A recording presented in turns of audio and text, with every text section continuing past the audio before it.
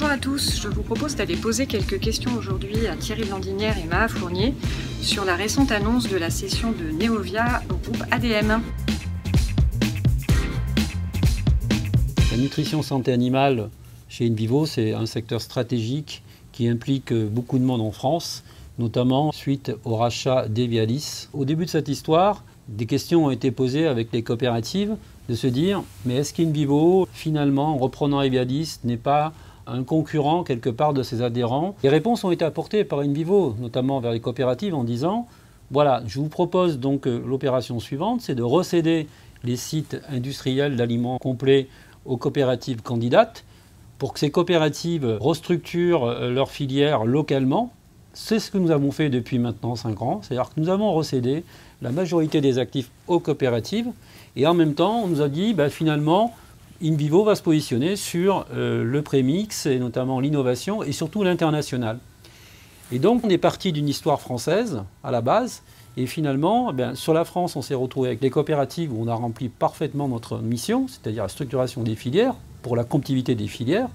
Et de l'autre côté, le développement à l'international a été très très rapide, si bien qu'aujourd'hui on se retrouve avec notamment 80% de l'activité de Neovia en dehors de la France. Et si je me projette sur le plan à horizon 2020, plus de 90%. Donc se poser la question au niveau des actionnaires d'InVivo de dire jusqu'où financer cette croissance internationale et notamment par rapport à l'ADN d'InVivo qui est financé quelque part à l'agriculture française, on voit bien qu'on s'éloignait de plus en plus de cet objectif. Et donc, ce n'est pas une vraie surprise quelque part pour le conseil d'administration, puisqu'on savait que la question se poserait en 2020 ou en 2022. Il s'est trouvé que ADM, un partenaire historique d'InVivo, était intéressé sur une valorisation, certes très intéressante, il faut le dire, d'intervenir tout de suite. Donc, dès l'instant où on était convaincu qu'on avait une bonne valorisation et que finalement c'était une décision qui était programmée, qu'on avançait, la décision a été prise rapidement. D'autant plus, et on y reviendra, que c'est une vraie chance pour Neovia de devenir un champion mondial. Pour Neovia, c'est une formidable opportunité parce que s'il s'agissait simplement d'une opération financière sans prendre en compte le projet, les salariés, le management de Neovia, je pense qu'InVivo ne l'aurait pas faite. Quand on cède une entreprise, je suis très attaché à ce qu'il y ait un destin meilleur dans d'autres mains que si cette entreprise était restée dans le giron d'InVivo. Et là, ADM, quelque part, c'est l'opportunité historique pour que Neovia devienne le numéro 1 mondial de la nutrition animale. C'est-à-dire que, quelque part, l'engagement d'ADM, c'est que Neovia soit vraiment l'entreprise sur laquelle ils vont capitaliser pour construire ce pôle de nutrition animale dans le groupe ADM. C'est-à-dire qu'ils se sont engagés à apporter tous leurs actifs sous Neovia, et Neovia va être la nouvelle entreprise, la nouvelle grande marque du groupe ADM. Et donc cette consolidation sous Neovia du chiffre d'affaires déjà positionne Neovia comme le numéro 3, le numéro 4 mondial, avec 3,5 milliards de dollars de chiffre d'affaires. Avant de répondre sur les opportunités, je voudrais juste revenir sur d'où on vient en termes de performance économique. Si on se projette 5 ans en arrière, l'EBITDA du groupe était de moins de 40 millions. Et aujourd'hui, on a une visée pour le 30 juin 2018 à 160 millions d'euros d'EBITDA. C'est une contribution de tous les métiers du groupe pour arriver à cette performance économique.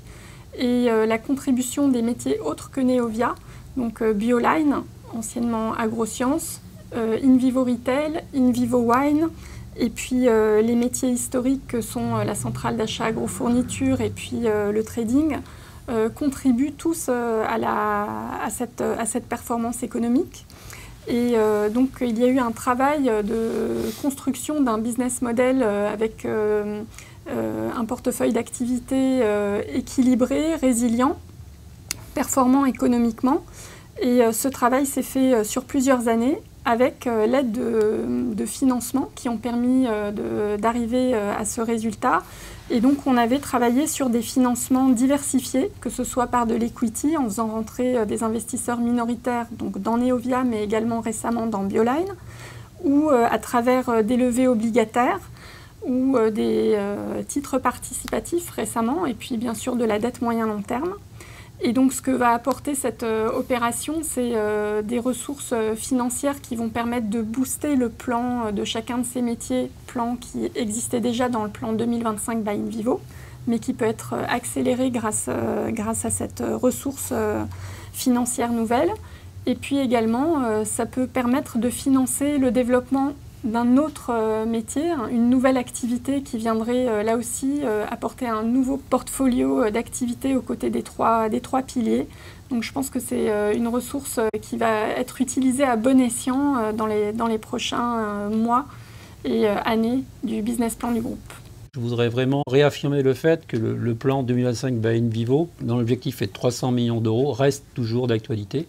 Ces 300 millions d'EBITDA à 2025 seront faits sur 3 métiers, voire peut-être un 4e, mais principalement sur 3 métiers. Et donc le périmètre du groupe, certes, va être plutôt positionné sur le vin, sur le retail, notamment avec la jardinerie et les projets alimentaires, et sur la partie agriculture au sens large. Mais pour autant, l'objectif financier reste le même. Au contraire, on va pouvoir avoir plus de moyens alloués à ces 3 métiers pour vraiment en faire aussi des champions mondiaux. Et c'est notre objectif. Alors les prochaines échéances, ça va être la rentrée. Donc la rentrée, on aura des réunions d'information avec les salariés. J'ai prévu d'aller bien sûr à Saint-Nolff pour parler du projet de Neovia pour le futur. Je pense qu'on fera des réunions aussi sur Paris avec les salariés qui sont intéressés pour connaître les détails de la suite. Sachant que tout de suite, on se mobilise avec les équipes pour se mettre en position d'accélérer les croissances externes dans les 3 métiers et que j'espère à la fin d'année, à l'occasion de la convention annuelle en décembre, on pourra faire des annonces ou encore réexpliquer ou donner des premières tendances de l'accélération de la stratégie 2025 by InVivo sur 3 métiers.